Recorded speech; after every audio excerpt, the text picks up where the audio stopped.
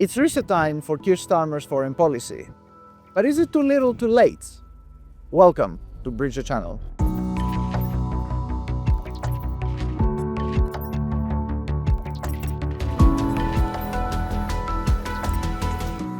Hello and welcome to another episode of Bridge the Channel, brought to you by the Martin Center. Risk and courage. These are two words that not many people are using usually to describe Keir Starmer, but they may be the right words to describe his foreign policy in the first couple of months of 2026. Keir Starmer has started the year by trying to rekindle two of the most important, but also two of the most controversial relationships of the UK. He has visited Beijing and he has announced his big reset of his relations with the EU. Will these initiatives produce lasting changes in British foreign policy, and will they help Keir Starmer improve his very perilous domestic position?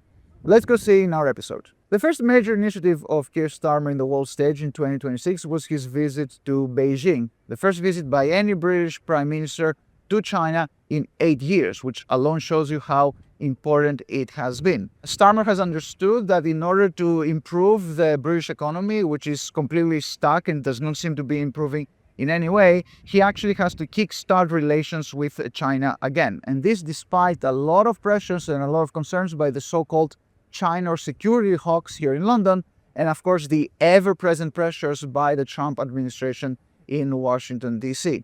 The visit went pretty well, but what was interesting was that Starmer visited China just a few days after Mark Carney, the outspoken Prime Minister of Canada, who is now presenting himself as the leader of all middle powers in the world, trying to chart some more independent course in the face of uncertainty coming from the White House and Washington.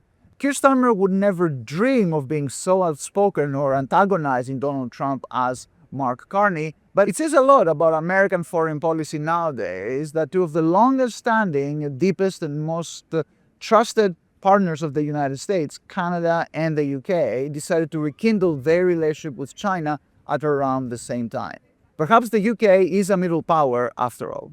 While in Beijing, Starmer announced also in no uncertain terms his major foreign policy initiative for the new year, his so-called reset with the EU. The UK has a very ambitious agenda for the year, trying and hoping that it's going to get agreements on the economy, on agriculture, on mobility and security.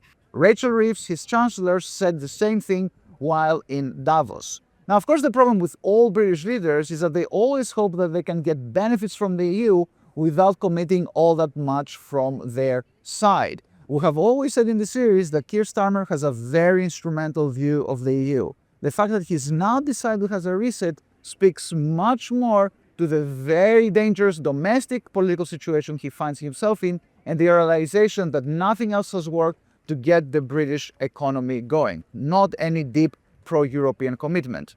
Another parameter to keep an eye on is that many of the potential challengers of Keir Starmer inside the Labour Party have been making very pro-EU noises in recent months. This means that Keir Starmer also knows that he has to cater to some pro-EU opinion inside his own party. Is there anything that can derail this so-called reset? One thing to keep in mind is timing. There are thoughts about having a UK-EU summit in May.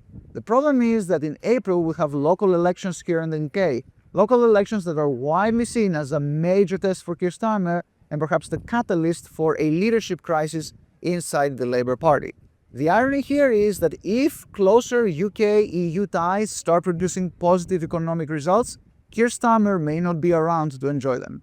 So this was another episode of Bridge the Channel, trying to make sense of what appears to be a more courageous, more daring, and more diversified British foreign policy in the first few days of 2026. Will closer relations with China, and especially with the EU, help him achieve that? Is Brussels coming to his rescue? We'll always be here to analyze this for you. Until next time, take care.